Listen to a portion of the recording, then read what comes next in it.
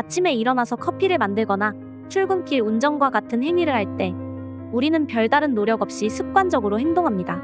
이런 자동 조종 모드는 우리 뇌가 정보 처리를 더 효율적으로 하기 위한 하나의 방법입니다.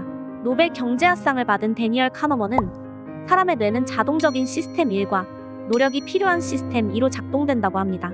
시스템 1은 빠르고 자동적으로 작동하기 때문에 노력이 거의 들지 않으며 이와 대조적으로 복잡한 정신활동에 쓰는 시스템 2는 신체의 에너지원인 포도당을 매우 크게 소모한다고 합니다. 만일 우리 뇌가 시스템 2에 의해서만 쓰이면 사람은 금방 지치고 혼동 그 자체가 될 것이기에 대부분의 의사결정은 시스템 1로 처리된다고 합니다. 일상적인 행동과 결정은 대부분 습관이나 자동적인 반응을 통해 하거나 복잡한 상황에서 단순화된 규칙이나 휴리스틱을 사용하여 빠르게 결정을 하고 과거의 경험과 학습을 활용해서 새로운 상황에 대처하면서 말이죠. 이런 과정을 인지적 경제성이라고 부릅니다. 어린 시절부터 우리는 부모님과 사회로부터 세상에 대해 배우고 이런 학습은 우리의 다양한 패턴을 형성하는 데 너무나 중요한 역할을 하는 거죠. 하지만 이런 방식이 생존 면에서는 효율성을 높여줄 수 있어도 너무 여기에 빠지면 인간으로서의 다양한 기회를 놓칠 수 있습니다. 느끼던 대로 느끼고 생각하던 대로 생각하고 행동하던 대로 행동하고 살던 대로 살고 이런 조건에 대한 반사적인 아웃풋은 컴퓨터 프로그램이랑 다를 바가 없는 거죠. 새해가 밝았는데 난 여전히 똑같고 며칠 전 결심한 일을 다시 때려치길 반복하고 이런 스스로가 너무 한심하고 자괴감이 느껴집니다. 내가 내 맘대로 움직여지지가 않습니다. 과연 우리가 다른 선택을 할 수나 있을까요? 인간에게 자유의 질하는 게 과연 있는 거긴 할까요?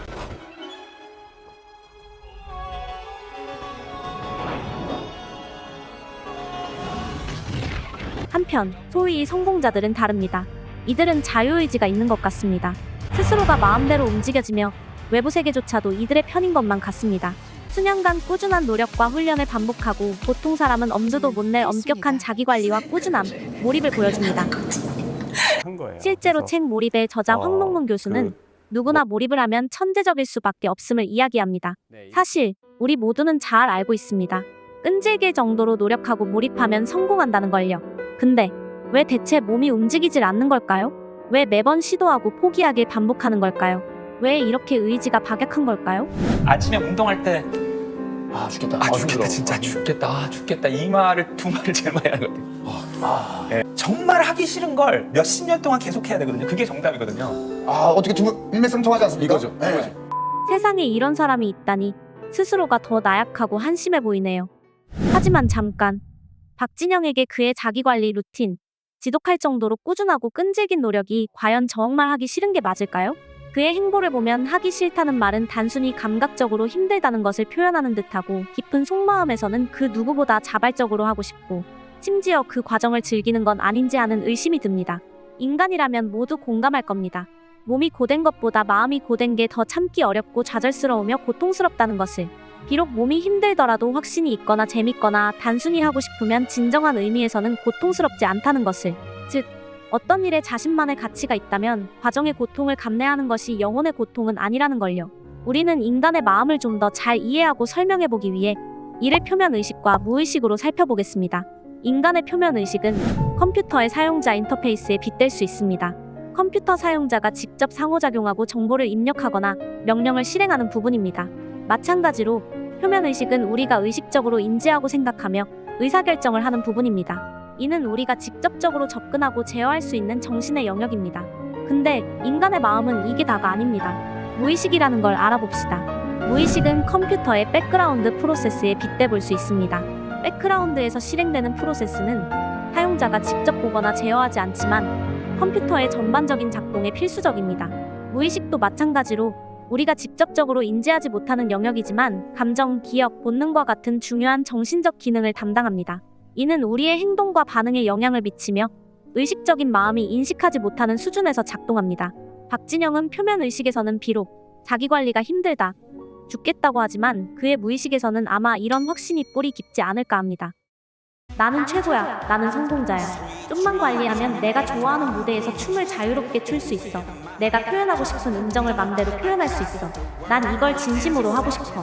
이 노력만 거치면 무조건 대박이야. 내가 아는데 이건 정말 할 만한 투자야. 반면 어떤 사람이 확고히 결심한 새해 다짐을 3일 만에 그만둔다면 그 무의식에는 이런 믿음이 뿌리 깊을 수 있습니다. 나는 별로야. 내가 뭐라고. 난 원래 그냥저냥 중간 정도인 사람이야. 이걸 한다고 소용 있는 건 맞나? 괜히 시간만 버리고 힘들기만 하고 아무 소용 없는 거 아니야? 솔직히 별로 하고 싶지가 않아. 당신 눈앞에 바로 1억 현금 다발이 보이고 무릎까지 오는 허들을 넘는 즉시 무조건 그 돈다발을 받는다고 상상해보세요. 당신의 무의식엔 이런 확신이 있을 겁니다. 무릎 정도 허들은 내가 넘고도 남지. 이것만 하면 1억은 확실히 내 거다. 즉, 무조건 이기는 게임이니 기꺼이 허들을 넘는 노력을 하겠죠. 뼛속 깊은 곳에서부터 허들을 넘을만 하다는 게 납득 완료 상태일 것입니다. 만약 같은 1억 현금 다발이 보이고 머리까지의 허들을 넘으라면 어떨까요? 머리까지는 좀 힘들지만 노력하면 넘을 수 있어. 어쨌든 이걸 넘기만 하면 확실히 1억은 내 거야. 누가 보아도 이기는 게임인 게 분명한데 이런 상황에서도 당신이 의지박약일 수 있을까요? 체력과 스킬을 단련하는 고생쯤이야 기꺼이 감내하고 머리까지의 허들을 넘으려 하겠죠. 이런 식으로 표면 의식에서 의도하는 것이 무의식에서부터 일치되어 있다면 우리는 기꺼이 무언가를 해낼 수 있습니다. 무의식에서 나는 할 수 있다와 그 일은 승산이 있다는 신념이 있다면 그 신념이 자동적인 시스템 1로 작동한다면 아무리 힘든 노력이라 할지라도 진정한 고통은 아닌 게 됩니다. 도전적이고 열정적으로 나를 태울 수 있는 삶 그 자체가 되는 것이죠. 같은 하늘 아래 어떤 인간이 해낸 사례가 있다면 나도 해낼 수 있는 겁니다. 나는 할 수 있다와 나는 할 수 없다. 이건 무조건 대박이다와 이걸 해서 과연 될까는 모두 절대적인 팩트가 아닌 지극히 주관적인 믿음입니다. 그 실체도 없고 실제하지 않고 절대적이지도 않은 상대적이며 주관적인 무의식적 믿음이 우리에게 이토록 강력하다는 게 놀라울 따름입니다. 의지가 너무 약하다고 그러니 좀 더 열심히 좀 하라고 소모적인 비난과 채찍질로 소중한 에너지를 낭비하기 전에 새로운 각도에서 자신 스스로와 사랑하는 사람들을 무의식에서부터 이해하고 격려하려 해본다면 그런 새로운 선택을 해본다면 우리 인생이 과연 어떻게 변할까요? 이런 희망찬 삶을 위해 다음엔 무의식에 변화를 주는 방법을 함께 알아보도록 해요. 근데 잠깐, 이렇게 인간 의식을 컴퓨터 메커니즘처럼 이해한 뒤 무의식부터 해킹하여 스스로 변화시키려 한다? 이 역시 자유의지를 발휘하는 거라기보단 인간은 결국 프로그래밍된 대로 움직이는 일종의 생체기계란 얘기 아닌가요?